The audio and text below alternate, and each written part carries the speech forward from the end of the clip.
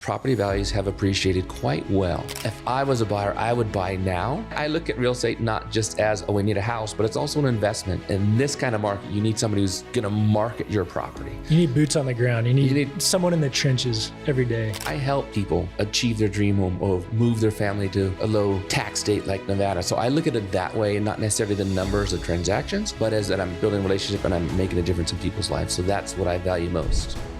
I want to introduce you to Tahoe Tony, one of the top real estate agents on the Nevada side of Lake Tahoe with EXP Luxury Real Estate. Tahoe Tony, thank you so much for joining. I know we've been friends for quite some time now. I know you're really great at what you do. Thanks for coming on.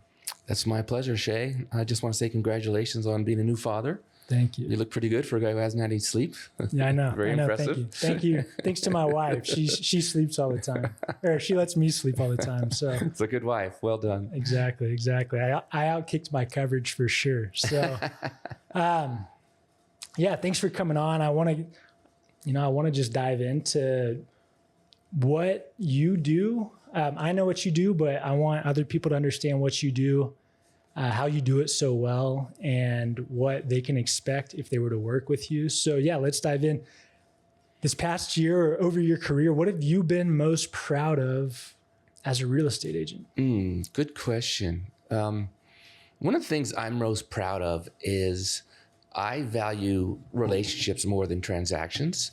So if I meet somebody and I have the ability to help them, I'm going to build a relationship with that person so that I can find out as much about them as I can so that I can help them as much as possible. And I value that more than, oh, I've had, 48 closed transactions last year. I think, no, I helped 48 people, achieve their dream home or move their family to a low tax state like Nevada. So I look at it that way, and not necessarily the numbers of transactions, but as that I'm building a relationship and I'm making a difference in people's lives. So that's what I value most. Yeah, absolutely. Now, do you have a process that you stick to help go deep in conversation with people, or do you let it just kind of flow naturally? Does it kind of just happen? You're good question. Super personable guy. Thank you.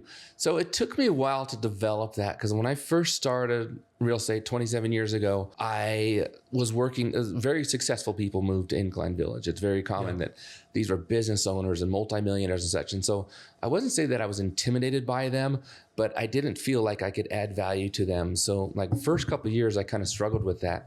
So then I realized, wait a minute, these people are hiring me for my expertise. They want to hear from me. And so that's when I started adding value and helping people make decisions instead of just giving them information and waiting for them. And so that's when my career really started taking off, because the people who were coming here valued that, because most people don't live here full time. They've got a lot of other things going on. So when the real estate transaction happens, they want to get it done. And so it took me a while to learn to ask the right questions and let people know I work for them. What would you like? You want me to call you every day? I started doing this before texting and all that. So it's easier now. And well, it's actually more questions now. Because do you like to be text? Do you like the phone calls? Do you like emails? What's your preference? So I find out what people's preference are, what they're most comfortable with, what's going to make them happy, how many times they want to be contacted. And then I just trying to let it flow from there. When I show property, if I build rapport people, I like to take them to lunch or dinner and get to know them better. So it's not just about the transactions, about getting to know them, how can I help them, and what I can do to help them. That's great. Yeah, even diving into the minute details of, hey, how do you want to be communicated with? That, yeah, I love that. That's so important. Little details like, do they have a dog?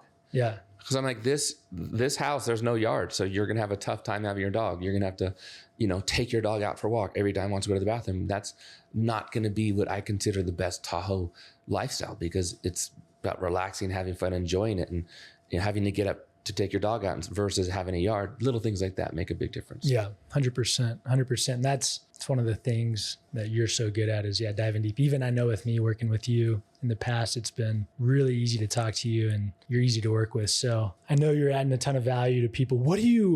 How do you add that value? What are some things you do to add that value other than just, other than the conversations and the dinners maybe, or the lunches or the coffee's right, getting to know people. What are some things that you're doing on the back end that people may not realize unless they're a real estate agent? What are you doing to add value when no one's looking? Another great question. Thank you. Again, when I first started, I took pride in not telling people how much work I was doing because I just wanted to get it done. And now I send them reports. So if they don't care, they need to look at it, they don't. But it's very important to know all of the different neighborhoods, know what's going on in those neighborhoods, if there's any changes, if there's any problems with utilities in that neighborhood, the different condominium associations, some that allow short-term rentals, some don't, some that have allowed them, but there's more new people on the board and they're probably going to be changing that in the next 12 months.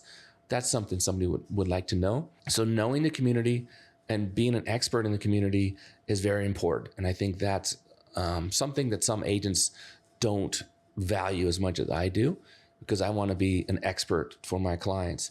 Another thing is I take great pride in running a great escrow, and I do my best to stay on top of the escrow so that I don't wait until a problem becomes a giant avalanche. I want to catch it when it's a little snowball, and it can be stopped, it can be fixed, and keep everybody moving smoothly in the escrow. Because if you start an escrow and there's a little fight, then everybody's incredibly defensive the entire escrow, and that's a super big challenge for everybody, and nobody's going to be helped. Versus if there's a little problem, you take care of it, you make sure everybody's happy, then you're going to have a much smoother escrow, and it's going to be a lot smoother transaction. So all the little things I do, I mean, I've got a whole list when I do a listing presentation. It's probably about 30 different things of all things I do, all the marketing, to get the property in escrow, all the prep work for your house, hiring professional photographers is big, because one of the key things I've seen in 27 years of real estate, it used to be about exposure, because you would want to get in a big office because we didn't have the internet, and you would do print advertising. Word of mouth, right? You're just talking to other agents, right? Just talking to other agents. We had a big MLS meeting. You'd print out flyers and you'd go to the tables and pick up the flyers for your clients. So it was different type of work. Now presentation is so important because it's easy to get exposure, especially if you work with a good agent like me. I get a lot of exposure. So you want to make sure that presentation is important. And the first impression is usually the most important, because people are going to be swiping. They look at the house. If it doesn't look good, they don't go back. Or if they see it again, they won't even open up to look at the photos 100%, inside. 100%. So all those little details add up to a lot. It makes a big difference when you add up all those little things. And some people focus on just a few things, and I like to focus on all the things that's going to make a big difference, because, even 1% doing something that's going to make a 1% difference, you add up, you do 10 or 20 of those, a 20% difference on a $3 million house. That's a lot of money. Absolutely. And I always like to talk about it. It's what business are you truly in as an agent? I'm on the lending side, but I understand marketing and sales, and it's really a marketing and sales business. When you're hiring an agent, not only are you hiring expertise such as, yourself with that depth and knowledge that you have, but you're also hiring an expert marketer that knows how to market real estate. And I always equate it to packaging on the shelf, right? Like you said, the first look people get at a property, whether it's the first photo on Zillow or whether it's typically how it is, right? The first photo on Zillow. If it's not eye-catching, well done, first impression's gone. You may never get that person to click ever again. Yeah. I mean, it's interesting. I've seen flyers and photos for properties in July, and there's still a ton of snow around the house because the listing agent has not updated those photos to what the yard looks like in the summertime. So you're looking at a house in August and you're looking online and the pictures show a bunch of snow in the house, and that just, you can't have that. Yeah, it's a bad look. It's a shame when somebody lets that happen. Yeah. Because they're doing a disservice to their seller. Yeah. Yeah. And they're hiring us for our service. And that just makes me laugh in a sad kind of way. Being able to pinpoint that and adjust and clearly explain the value that you're going to add by avoiding those types of situations is highly valuable. So for somebody looking to buy on the Nevada side of Lake Tahoe that hasn't yet, what would you want to say to them, and given this current market? Interesting question. It's real interesting when you look at real estate from a long perspective of like 3 decades. You look at the real estate values, property values have appreciated quite well. I don't know the exact numbers. Depends on, some people say it's this much, some people say it's that much, but it's usually better than like the stock market does. So if you look at real estate as an investment you can use. So that's what I like, because like, you know, if you own a bunch of Apple stock or a bunch of Nvidia stock or something, it's great. It's appreciating. It's going up in value. Your wealth is building, but you can't really use it. You can't take your family there for the weekend. You can't paint it. You can't. You can't landscape it. You know, you can't raise a family there. So I look at real estate not just as, oh, we need a house, but it's also an investment. So with our current market, we've had a lot of changes in the last few years. We had a hyper market in 21, 22, and then 23, changes started happening. 24 was bad. 25 is off to a slow start. The stock market crashed. The stock market's come back now. So a lot of buyers are a little hesitant right now, and there isn't any sense of urgency. And they're very cautious, I think is probably a good word. But if you look at real estate as an investment, maybe it might go down, might go up, but all in all, it's going to go up over time. So it's a good investment overall, as long as you don't buy when it's too high. But it's interesting because I was at a conference and they were talking about the interest rates and such. And there was a stat that I heard that when the Fed lowered the interest rates in years past, when the interest rates were higher and they lowered them 1 point, 500,000 buyers entered the marketplace. And when you talk about adding value, one of the toughest times I had in real estate was when we had multiple offers on every property in 21 and 22. And people would ask me, how much should we offer? And I didn't know, because I always like to have the answers. And I didn't know, because I didn't know how many people were presenting offers. I didn't know how many people were offering over asking price.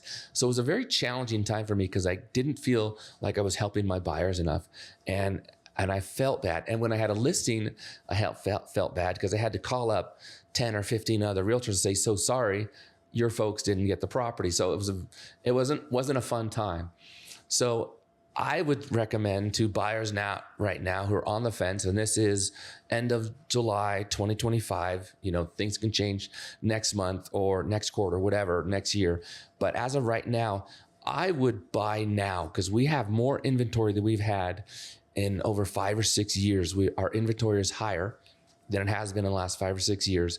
So you have more options as a buyer. The interest rates are higher.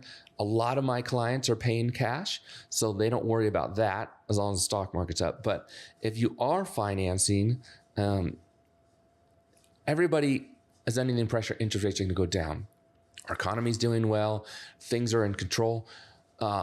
What's going on with the Fed and the president and all that, I'm not an expert in all that, so I don't want to talk about that. But I do know the Fed chairman has less than a year left on his term. So if changes don't happen within the next 3 quarters, they're definitely going to happen next year. So if I was a buyer, I would buy now and just get some kind of program. Maybe you could help people with this, Shay, since you're such a great lender. A program where, hey, look, if I refinance this in the next 12 months, can I get, use the same appraisal or get lower fees or something like that? So I would recommend people buy now because we have more inventory now. And if the Fed does end up lowering rates, now you're going to be competing with possibly 500,000 more buyers. So you're going to go back to these multiple offer situations where you're paying way over the asking price, or you're not getting any repairs done. You're not having any contingencies. And so you're risking a lot, because you don't know if the house is falling down or whatever. So I would recommend somebody buy now. I don't see the property values going down. There's been some price reductions in our towns, but it's properties that were already overpriced. The properties that are priced well are selling. The properties that are overpriced are sitting. Some of those are selling. So I don't think you're going to get ripped off like, oh, this is the peak of the market. Like this is the high end of the market. I think that you're getting your value now and you're going to get your value. So I would recommend somebody buy now and just be prepared if they do get a loan that they can refinance in the next 12 to 18 months and get a lock in and a long-term rate that's going to be comfortable for them. Yep.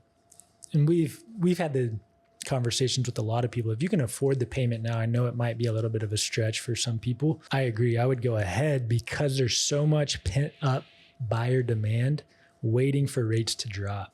That's great. That's I the like talk that. of the town, so if you can right? afford it now, you're going to get a better deal later when the rates go down. But rates are going to go down, and in theory, when rates go down, demand increases, which then what does that do to prices? Makes the house you already own is going to be that much more valuable. Correct. And the cool thing of it is, though, you'll get to refinance on the way down with interest rates. And yeah, of course, we can do a no-cost refinance, no problem. We do those all the time. Okay.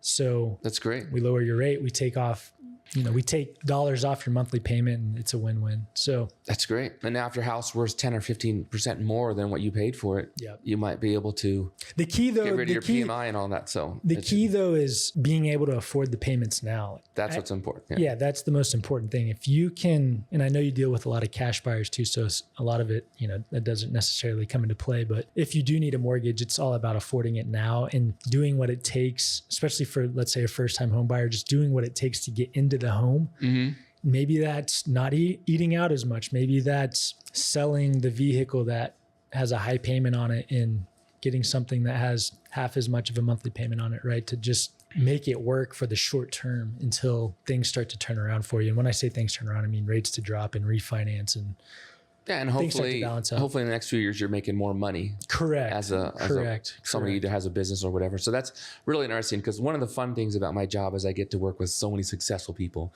and hearing their stories. Again, going back, having relations with people. I remember this one couple, they were multimillionaires, and the wife was telling about the first time they bought a house, their mortgage payment, I think it was $600. This is probably 30, 40 years ago.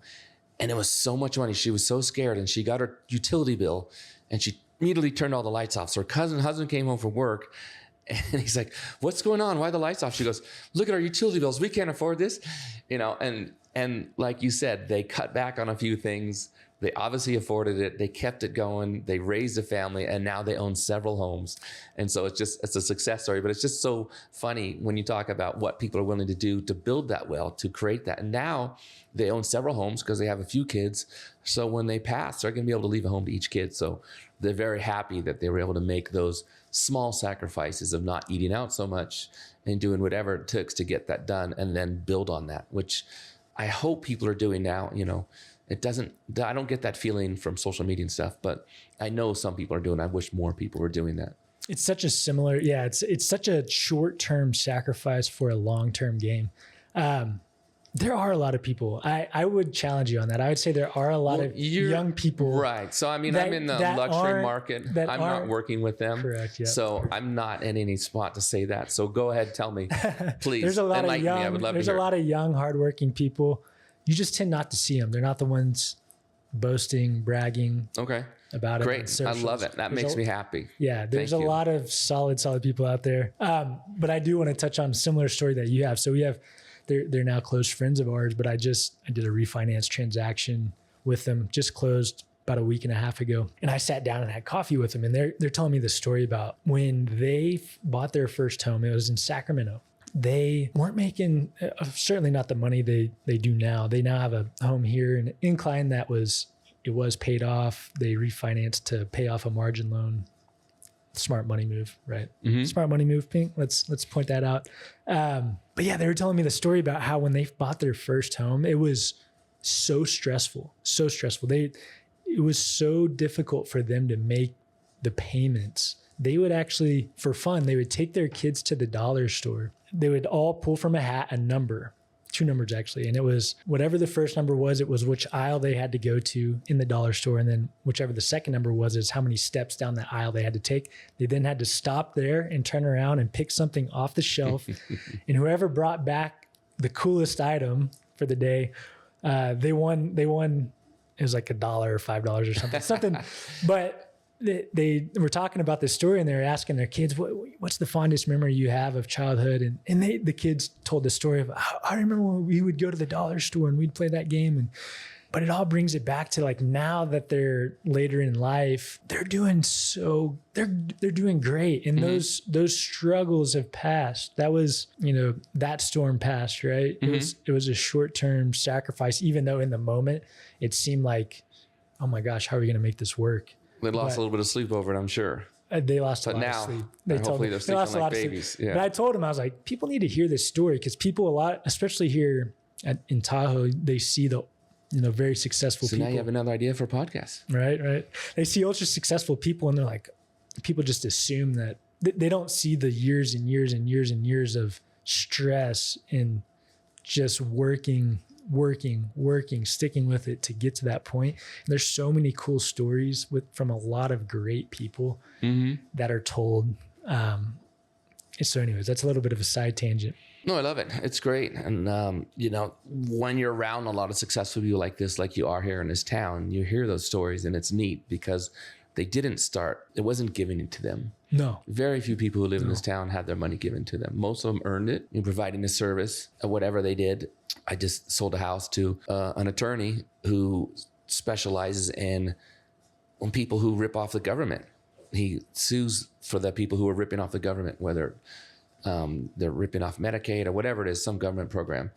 And then he also his passion is helping elderly people who are getting ripped off by predators, scammers. Yeah, that happens a lot. So that's his real passion. He makes money doing the other one. His real passion of that. And so it's just so neat to meet these people. And he has a family. Daughter works at a nonprofit, and his two sons one of them just graduated from law school, is getting ready to take the bar, and the other one's getting ready to finish up. So passing on this legacy like that, it's neat. And he had a nice townhome here, and bought a nice big house. That's great. And I'm just like, that's great. Here he is doing this to give back to the community while helping the elderly people, and then, protecting the government who's getting ripped off by people. So neat. Yeah. Another neat person. Yeah. So many cool stories and so many great people. And I will go to the grave saying that. So many great people. So yeah, we talked a little bit about buyers in this current market, what you would say to them. What would you want to tell sellers in this current market, specifically on the Nevada side of Lake Tahoe? Exactly.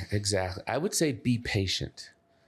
I'm working with two sellers right now. Their property's been on for not even up to the average yet. Our average is about 6 months to sell a house right now. So not even at the 6 month point, but both of them said, I'm not want to lower my price anymore. I'll just wait it out. And that's one of the challenges we have here in this town is most of the people here are wealthy.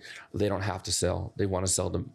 It's going to simplify their life, or they want to, like my other clients, they want to buy a bigger place, whatever. So that's why they're selling. But most of them don't have to. So what I would say to the other sellers is, first of all, hire an agent who really cares about selling your property. That's so important, because some agents, they'll get a listing and they'll put in the MLS, and it's like a Don Juan type situation. They just love them and wait for somebody to bring them an offer. Whereas in this kind of market, you need somebody who's going to market your property. You need boots on the ground. You need someone in the trenches every day. Yeah. Someone in the trenches, someone getting it done. Someone knows how to do it. I'm with eXp Luxury. We're worldwide. If you list with eXp Luxury, you're going to get your house property advertised in over 30 of the top reports, like the Robb Report, Wall Street Journal, all these top Barron's, all these top places where really wealthy people go all around the world. So you're getting a lot of exposure, which is important outside of the local area. So that's important. And another thing that, obviously be patient, hire a great realtor, somebody who really cares, someone who's got the good marketing, because there's a difference between marketing and sales. I mean, there's a really good meme I'll send to you where there's like a guy hitchhiking with a sign that says, trying to get to Flagstaff, right? And you're like, okay, maybe I will, maybe I won't pick that up. I don't know. And then they show the same guy, and they replace the words on his cardboard. It says, trying to get to my grandmother's house. She's on her deathbed. Yeah. Now that's marketing, right? Yeah. That's a big difference between got to go to Flagstaff. Somebody's going to stop that guy so we can get to grandma's house before she passes away. That's the kind of marketing I like to do. I like to get your house out there, get it in front of people, and show them what the benefit is. So what I would say to sellers is, first of all, is be patient. It's going to take a while, especially at our prices. Not everybody can afford our prices. We've got a small group of people in the world who can afford to buy here in Incline Village. So you need to be patient. I work with people, agents, I help and coach them in Reno and different areas. And if a house sits for more than 30 days, they're like dropping the price in half because they're like, it's not selling. We're here, it's 6 months to sell a house. So let people know, especially like if this is their second home and they're not used to this market, let her know it's going to take a while, but it's worth it. They'll get a good price. If you get a good real estate agent who's going to work hard to get your house sold, do a lot of marketing, that's what you need. Yep, that's great. So you add value by doing quite a few different things. You explain how you're going to market. You explain how the actual tactical things you're going to do when you go to a listing presentation and when you go to a buyer consultation. What's important for people to know when it comes to how you serve them within the local market? How does the knowledge that you bring and the expertise that you bring to the local market on the Nevada side of Lake Tahoe benefit somebody that you're going to work with? Well, like I talked about before, knowing the communities, knowing what's going on in the community. For instance, if you buy a house up on the top in Incline Village or over on State Line up on top of Kingsbury or Incline Village up in Jennifer, you're going to get a lot of snow up there. Yep. And so you're going to want a driveway that isn't real steep, and you're going to want to make sure the garage doesn't shed the snow right in your driveway. I was talking to some clients just last week at a dinner party, and they had a house. This before they knew me. They bought a house, and the snow dumped right on the driveway. So they would shovel their driveway every day. Everything would be good. And then later that day, when the sun came out, warmed things up, you hear whoomp, and there'd be a big old mound of snow all packed really hard and everything. And they have to go try and shovel it. And it was annoying, and it was dangerous because if somebody was under there, that could hurt somebody. So knowing little things like that, like I point those out. I let people know I've been here for over 30 something years. So I know I've seen light winters, big winters, dry winters, wet winters, whatever. And so it all adds up, makes a difference. And so knowing what's going on, being an expert in the community makes a big difference. And so that's, I think, one of the key values that I add. So when it comes to HOAs in town, I know those are a big contingency for a lot of people, both buyers and sellers. How do you go about navigating HOA boards, HOA rules and regulations, different condo complexes, things of that nature? Yeah, great question. So first of all, HOA, for people who don't know, stands for Homeowners Association. And all the condos have an HOA because if you're owning a condominium, you own basically the inside of your unit and then like 1 percentile of the rest of the association. So if there's 200 owners, you'll own your footprint of your unit and then 1/200 of the property. And so the association is responsible for taking care of all the building maintenance, and different associations have different rules. Some of them take care of the outside maintenance, some of them don't. Some of them leave that up to the homeowners. And so knowing all these things, the different associations, which ones are good, which ones are bad, makes a big difference. Knowing which ones are frugal with our money, not too frugal. Sometimes they don't do any work, and then they wait until all the paint's peeling off, and then they have to come in and spend more money to fix it up, versus those who do a good job of running it and take care of everything. And then insurance, the HOA takes care of the insurance. So knowing what's going on with those condominiums, having experience. Like, for instance, I just had a deal fall out of escrow because the people were using an out-of-town lender. So I highly recommend you use lenders from the area, like Shay and Brian. They do a great job because they understand the area. And this guy the lender had on his website, I'm licensed in 48 states. And I'm thinking, how can you be serving people in 48 states? You don't know all the rules and regulations of all those little areas. So it's pretty important if you're working here to have a local lender. And then for appraisals too. Like I had one time where I was representing the seller. And so the buyer's lender hired an appraiser who wasn't even a member of our MLS. So he didn't even have access to our current sales. He was using sales from Truckee and the California side, which are completely different from this property was in Crystal Bay, Nevada. And I was like, how can you even, where's your integrity? You don't have the right comps. And it held up. It didn't have the right comps.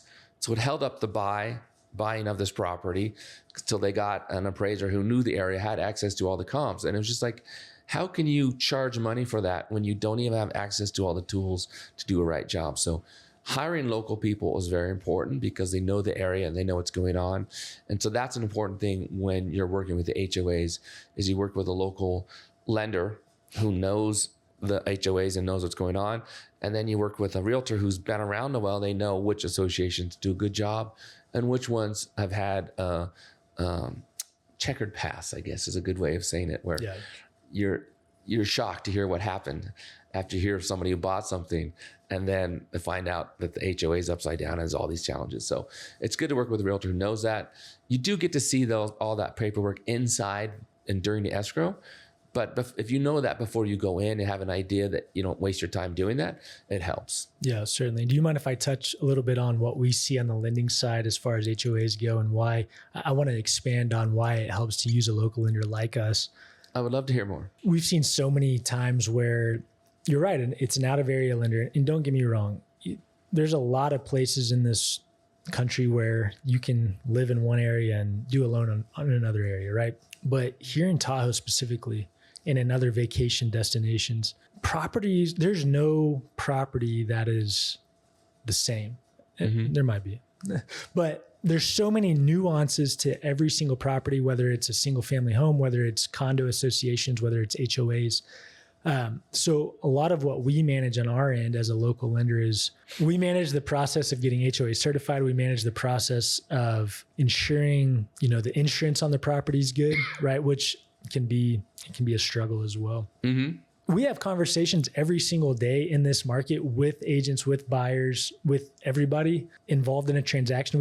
We have ongoing conversations every single day about how to problem solve through these things. That's something an out of area lender doesn't do. Mm-hmm. There's no way they can do it. There's no way they can do it. And nothing against out of area lenders. It's just so nuanced in this area that, you ask any agent in town, the nightmare stories from out of area lenders. I just go on and on and on and on.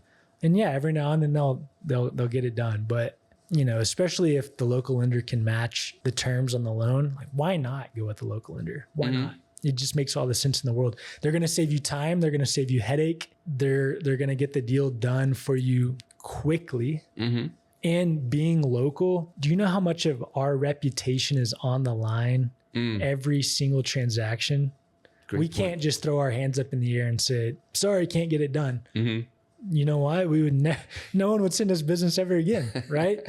So we fight tooth and nail for the buyer to make sure it gets done. And I think that's a story that's not told enough. That's important. Selfishly, but so thanks for letting me tell it. My pleasure.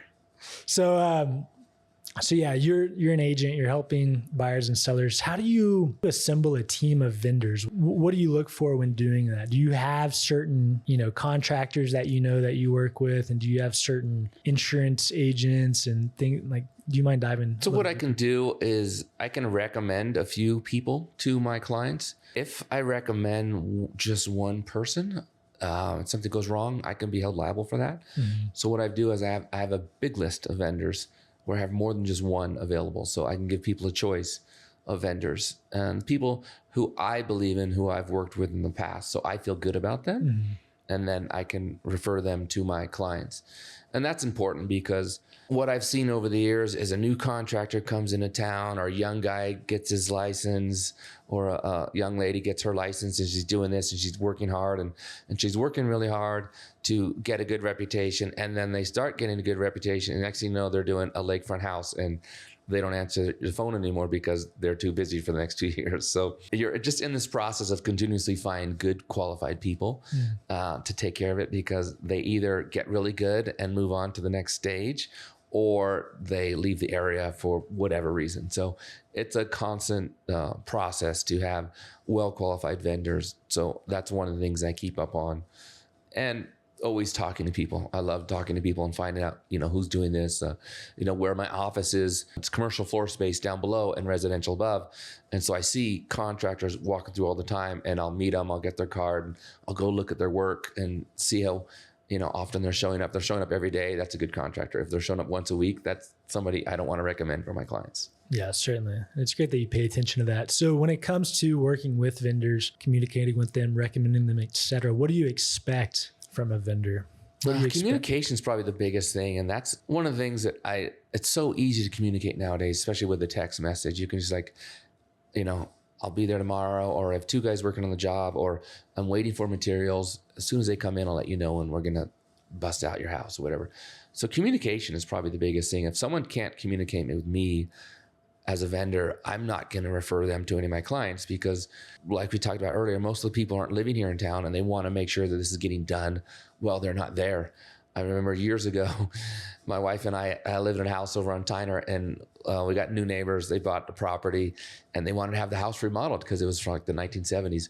And they were coming up Thanksgiving Day, and their contractor told them everything's ready to go. And they pull up and they see their toilet in the garage. They can't park their car because there's a toilet there. The toilet that was supposed to be installed, that was the contractor said was installed. So here they came up for Thanksgiving weekend and they have no toilets in the house. Ouch, no, right? Not a single toilet. Yeah, exactly. So, and the house was supposed to be done, right? Wow. So it's just little things like that make a big difference on somebody's life. Had they known the house wasn't done, they wouldn't have come up for Thanksgiving. Right. It was that simple as, hey, sorry, wasn't able to get it done. But the guy never communicated, and so they suffered. We like to call that a no Thanksgiving. No thanks. Good one. Well, yeah, thanks again for joining me here. I really appreciate the deep dive into what you do. Who should contact you and when should they contact you? I tell people that kind of one of the things I say, like whether you're looking at a property in 6 days, 6 months, or even 16 months, reach out to me. It's a different kind of market here. And so you want to follow it. And if you've got questions about different neighborhoods, like why is this one more expensive than this one? And they look the same. Well, it could be little things like elevation or whatever. So there's, or this neighborhood doesn't have access to it, the incline beaches, whatever it is. There's all these different nuances like you mentioned earlier. So I think people should reach out to me when they start looking. I'm not going to be calling you all the time, tell you to buy. If you tell me, like I just got an email from a guy. He's like, hey, I have a 6-year plan. I'm going to be selling my business. I want to be moving there in 6 years. I don't want to bother you. But I'm like, look here, let me help you. Let me show you, give you an idea. He gave me an idea what he wanted. It's like, this is where you want to look for that type of situation. And now he's going to look. I'm not going to be calling every week, you ready to buy now? You ready to buy now? Right. Like the little kid, are we there? Are we there? Are there? Riding in the car? I'm not doing that. But I want to help people because I don't want you to waste your time looking in the wrong area. And then 6 years later, you have to start all over. So reach out to me when you have some questions. I'll give you some guidance, provide some value.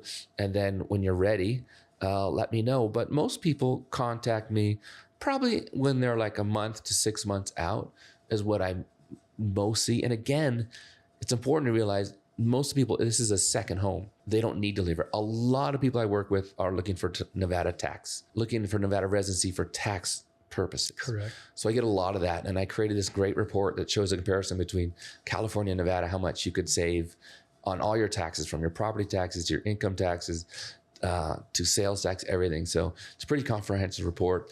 It really shows how much it costs to live in California versus Nevada. So the type of person I love to work with, somebody who is honest, somebody who's comfortable telling me what they want. Because some people, I worked with one lady and she's like, she was a dog walker and she was always watching dogs. She goes, I want a small house up on the hill, because she didn't have a lot of money.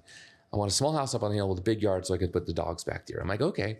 So I started looking for her.